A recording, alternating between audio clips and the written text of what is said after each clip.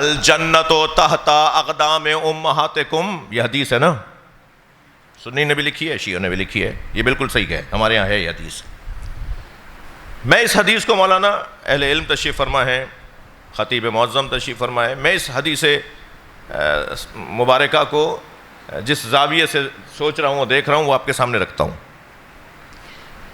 کیا اس سے یہ مراد ہے کہ جنت تمہارے ماؤں کے قدموں کے نیچے ہے، یعنی وہ جو پیر ہیں جن میں جوتیاں پہنتی ہیں وہ جنت اس کے نیچے ہے؟ اگر یہ ان قدموں کی اللہ بات کر رہا ہے، ہماری ماں کے قدموں کے نیچے جنت ہے، تمہاری ماؤں کے قدموں کے نیچے جنت ہے، اگر ان قدموں کی بات ہو رہی ہے جن میں وہ چپلیں پہنتی ہیں، جوتی پہنتی ہیں، تو پھر یہاں پر تو ہونا چاہیے تھا الجنت تحت قدمی امہاتکم۔ عربی گرامر کے اعتبار سے جنت تمہارے ماں کے دو پیروں کے نیچے ہے۔ یہ نبی نے کب فرمایا ہے کہ جنت تمہارے ماں کے دو پیروں کے نیچے ہے؟ صلوات پڑھیں تو میں عرض کروں۔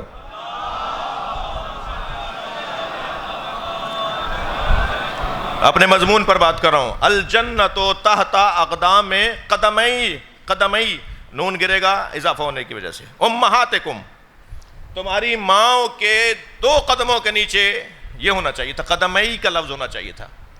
قاف دال میم چھوٹی ہے، پھر اس کے آگے اگر نون لگا دے گا تو قدمین ہو جائے گا، قدمین، دو قدم، مگر حدیث میں تو قدمین کا لفظ نہیں ہے، اقدام کا لفظ ہے۔ یہ جو بات میں آپ کے سامنے رکھ رہا ہوں یہ میں نے علامہ ذیشان حیدر جوادی سے سنی ہے، جس کی جو پہنچ ہونا اس کے نام سے ہی بیان کرنی چاہیے۔ ان کی مغفرت کے لیے صلوات پڑھیں۔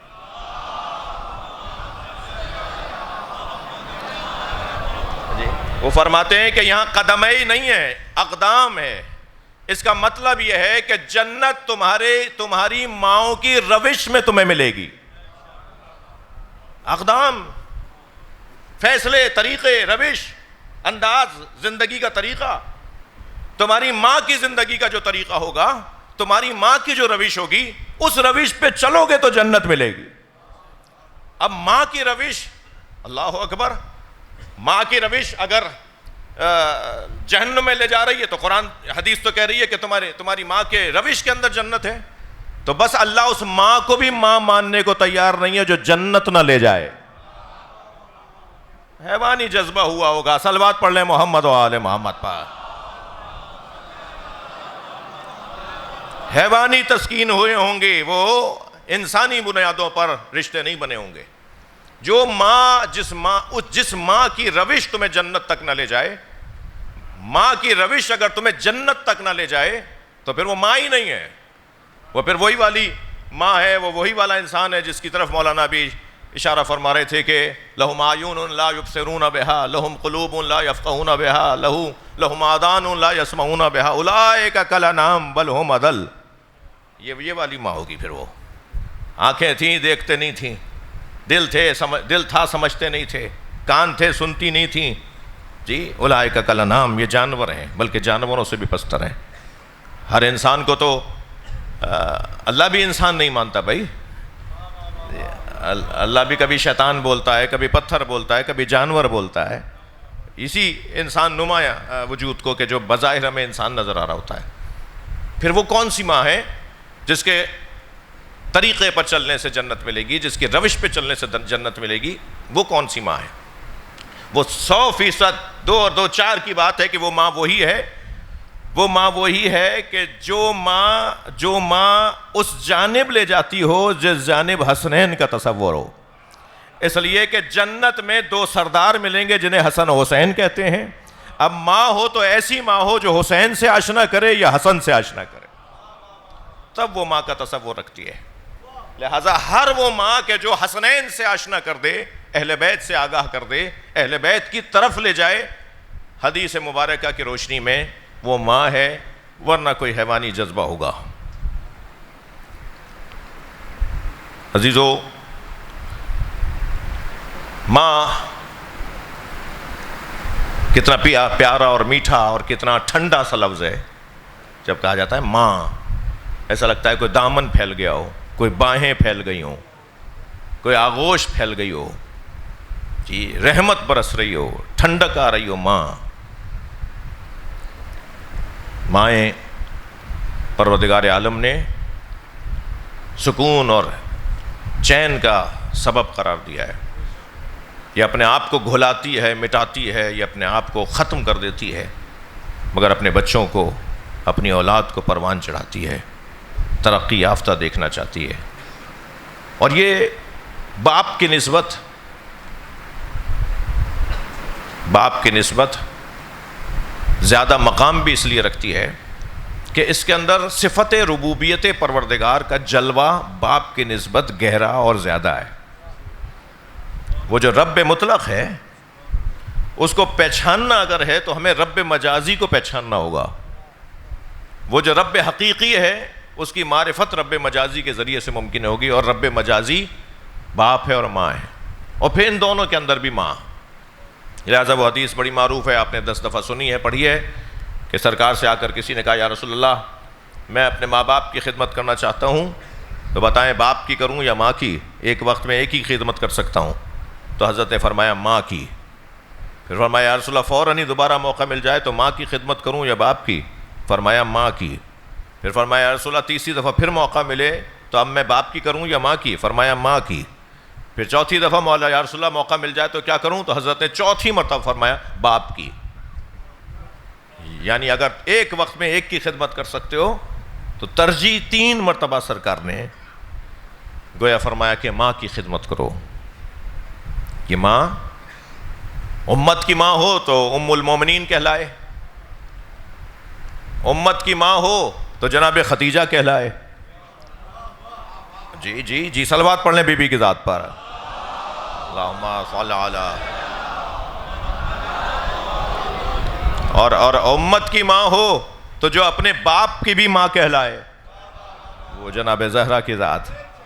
یعنی اس رشتے سے سیدہ ہم سب کی ماں، یعنی جو امتی ہے نا، جو بھی لا الہ الا اللہ محمد الرسول اللہ علیہ ولی اللہ پڑھ رہا ہے، اس کا تعلق نسبی اعتبار سے سیدہ سے ہو یا نہ ہو، وہ سب کی ماں ہے. لہذا سیدہ ایک پورے کلمہ گو طبقے کی ماں. جی النبی اولیٰ بالمؤمنین من انفسہم وازواجہ امہاتہم. میرا نبی مومنین پر ان سے زیادہ اولیٰ اور اعلیٰ اور افضل اور اجلہ ہے، اور ازواجہ وازواجہم امہاتہم، اور میرے نبی کی زوجائیں امت کی مائیں. تو حضرت ام سلمہ امت کی ماں، حضرت ماریہ قبطیہ امت کی ماں، حضرت زینب بنت جہش امت کی ماں. توجہ ہے نا بتاتے. حضرت ختیجہ امت کی ماں. بھائی نبی کی 11 زوجاؤں میں 9 زوجہ تو رضی اللہ تعالیٰ عنہن ہے نا. صلوات پڑھیں ذرا محمد و آل محمد. امت کی مائیں، جی امت کی مائیں. تعظیم. اچھا پھر یہ ماں ہے تو اس کا مطلب یہ ہوا کہ وہ سارے احکامات جو ماں کے ہیں وہ ان کے جاری ہوں گے. تو پھر تو امت سے پردہ بھی نہیں ہونا چاہیے ان کا، کیونکہ اولاد سے ماں کا پردہ کہاں ہوتا ہے. لیکن یہاں مفسرین نے ائمہ اہل بیت کی تعلیمات کی روشنی میں لکھا ہے کہ یہ ماں کے جو شرعی احکامات ہیں وہ سب کے سب ان بیویوں پر نہیں پورے اترتے. صرف 2 چیزوں میں یہ ماں کا درجہ رکھتی ہیں. ایک تحریم النکاح. تحریم النکاح، ماں سے نکاح حرام ہے نا، ماں سے نکاح حرام ہے. تحریم النکاح ان نبی کے زوجاؤں کے ساتھ جب قرآن نے ازواجہم امہاتکم امہاتہم، یہ مومنین کی مائیں ہیں، تو نکاح ان سے حرام. نبی کی زوجاؤں کے ساتھ امت کا کوئی فرد نکاح نہیں کر سکتا. لہٰذا یہ واحد رشتہ ہے نبی کا، یعنی نبی کے ساتھ یہ تعظیم ہے نبی کی زوجاؤں کی کہ پھر وہ ساری زندگی گھر میں رہیں گی، کیونکہ ان کی نسبت نبی کے ساتھ ہو گئی ہے. تحریم النکاح. اور دوسرا عنوان ہے استحقاق التعظیم. ان کا حق بنتا ہے کہ ان کی تعظیم کی جائے. تعظیم کرنا، اب میں فرض کریں کہ ابھی ہم نماز پڑھ کے مڑے مجمع میں، فرض کیجئے مولانا کے والد بھی ہیں، مولانا کے والد بھی ساتھ کھڑے تھے. ایک صاحب نے مولانا سے مسئلہ پوچھا تو مولانا نے مسئلہ بتانا شروع کیا. تو اب کسی کی آواز آ جائے کہ مولانا آپ کے والد کھڑے تھے، آپ نے ان کے ہوتے ہوئے مسئلہ کیوں بتایا؟ تو جواب یہ آئے گا کہ والد کی تعظیم ہے، مگر شرعی حکم تو عالم بتائے گا نا. تو ماں کی تعظیم ہے، ان ماؤں کی تعظیم ہے، مگر اطاعت ان کی لازم نہیں ہے. خاص طور پر اگر ان کی اطاعت امام کی اطاعت سے ٹکرا رہی ہو، تو پھر دیکھا جائے گا کہ امام کیا کہہ رہا ہے، یہ نہیں دیکھا جائے گا کہ امت کی ماں کیا کہہ رہی ہے۔ اور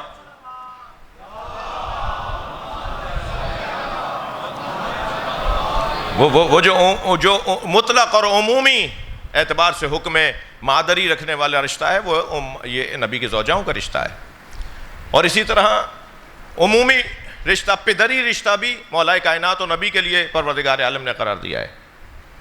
اور خود حدیث مبارکہ میں سرکار فرماتے ہیں انا و علی ابوا ھذہ الامہ، میں اور علی اس امت کے دو باپ ہیں۔ نبی نے اپنے آپ کو اور مولا علی کو امت کا دو باپ قرار دیا ہے۔